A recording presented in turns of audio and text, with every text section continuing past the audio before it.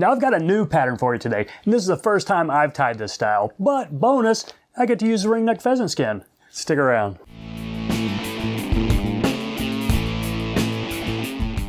Hello everybody, welcome to Savage Flies. I'm Matt, thanks for stopping by.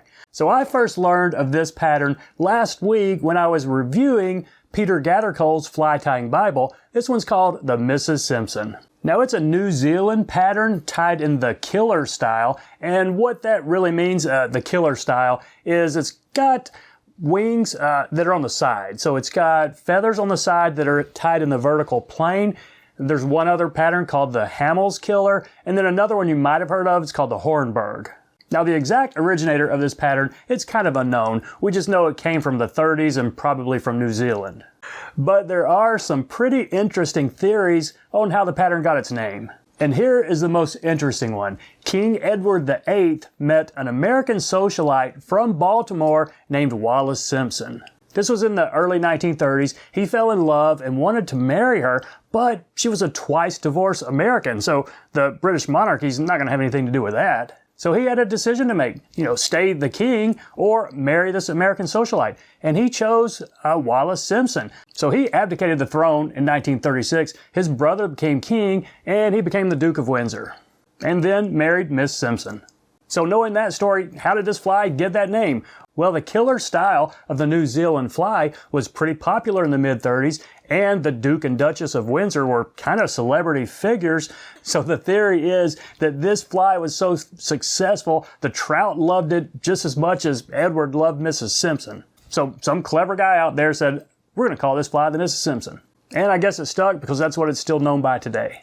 Now, it's not a real hard pattern to tie. There's not even a whole lot of exotic materials, but it is tied, weighted, and meant to fish toward the bottom. So most folks think that it's just imitates some big, meaty piece of fish food, a crawdad or a sculpin or maybe even a damselfly nymph. But I think it's kind of cool looking, and it was fun to tie. I think you're going to like it. Let's give it a shot. So there it is in the vise, a Mrs. Simpson. I'm tying this on a size 8.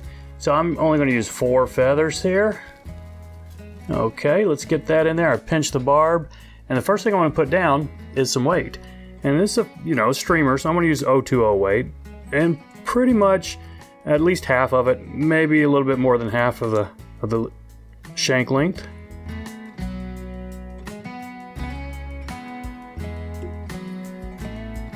And some black thread.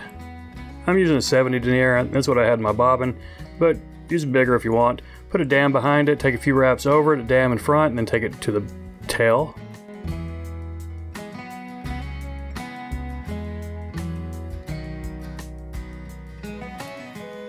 And the tail on this, black squirrel tail. This is not a dyed squirrel tail, it's actually from a black squirrel.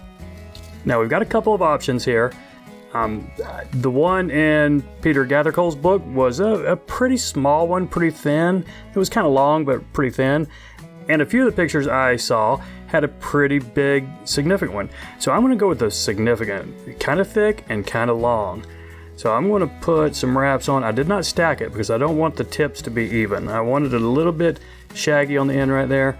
So probably should have waxed my thread, but I forgot, as I often do. All right, we'll come there to the back in just a second. And I'm going to use this to fill in this gap between the hook and the weight. So I'm just going to take it up here and then I'll snip it off before I get to that weight.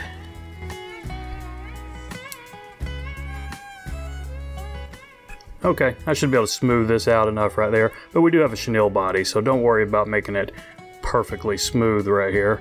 But I do want to take it back here. I'm going to put a wrap underneath it, not necessarily to prop it up, but just to keep it from rolling around on the hook on me. Okay, so I like that tail right there. It's pretty big, pretty significant, and let's go ahead and tie in our body, which in this case is a red chenille. So a medium or small if you want, or I guess if you're doing a really big streamer, you could go with a large. This is a medium right here, and I've stripped off a little bit of the chenille so I can just catch in the thread core. Okay, that's going to work right there. Now let's take our thread back up to where we're going to catch off the chenille. And remember, we've got quite a few feathers we're putting on here, so don't take it all the way up to the eye. Maybe 2 or 3 eye lengths back. But go ahead and wrap this up, just touch and turns all the way up and tie it off.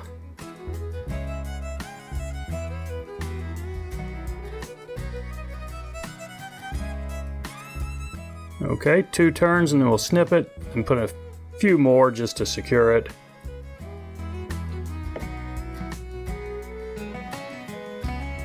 Okay, now the fun part. So you can use the church window feathers from your pheasant rump, ringneck pheasant cock.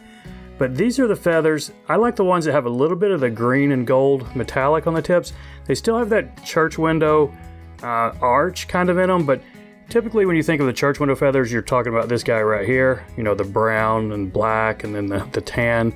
So this one is right above the rump feathers, but right below the standard church window feathers.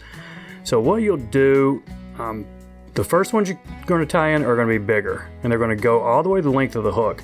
They're really going to hide a lot of that red body, and I'm going to catch them in one at a time. So I've got 2 that are this size right here, and I'm going to put a couple of loose to medium wraps at first, and then make sure my position is where I want it before I really tighten it down. Because again, we're trying to keep these in the vertical plane of the hook. So I think that's pretty good right there. Now let's do the same thing on the other side here. I'll just strip this feather to be about the same size. So a couple of loose wraps, and now I can put a medium wrap and check it just to make sure. Okay, I think those are going to be fine right there. So I'm going to hold them in and then do a couple of tighter wraps right here, and then snip off this excess before I tie in the next ones.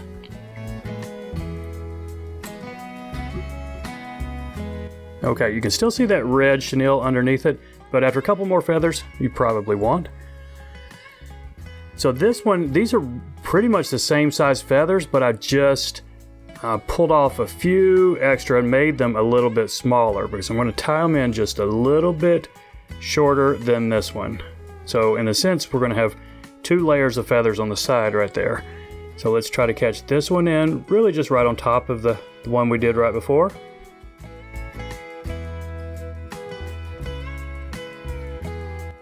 Okay, that was 2 loose wraps right there, and I think that position is going to be just fine. So I'm going to put a tighter wrap on it and then do the one on this side.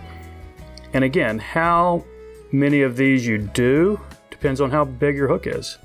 You could go probably 8 feathers, 4 deep if you were as big as a size 2. And I'm not going to need to because, I just don't fish huge streamers like that. And I fish lots of 6s and even 8s and 10s for my streamers and the small tailwaters that I fish. Okay, see that one? That one's a little bit canted right there. So I'm going to take those turns off and then just try to get it lined up a little bit more how I want here. And 2 more medium wraps. Okay, that's a little better right there. Let's see if we can hold that position and put a few tighter wraps going forward. Okay, and I think our feathers are in the vertical plane, so we're fine right there. Let's go ahead and snip this excess off. Then we can work on our head and any cleanup if we need. So on this size 8, could I fit 2 more feathers? I probably could. I've got a little bit of room there on the head, but I don't think I need to. I think it's going to be just fine as is. So let's go ahead and finish this head. Make it as big as you want. It is a streamer. It's a heavily weighted streamer. It's meant to fish down deep. So don't be shy if you want to put a significant head on it. And that's going to be fine right there. I'm sure I could go a little bit more. You know what? Let's go a little bit more. I want it bigger than this. Okay, we'll make that work. Let's go ahead and do our whip finish and then see how much cleanup we need to do.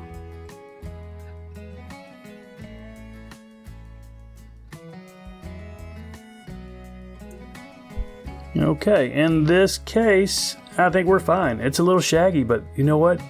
I think it needs to be. I kind of like the looks of this streamer. I think it's going to be pretty effective. Drop of head cement or UV resin on the head, and this guy's done going in my box. So that's it, everybody. Pretty cool, pretty unique pattern, and I appreciate you watching. Y'all take care, and we'll see you next time.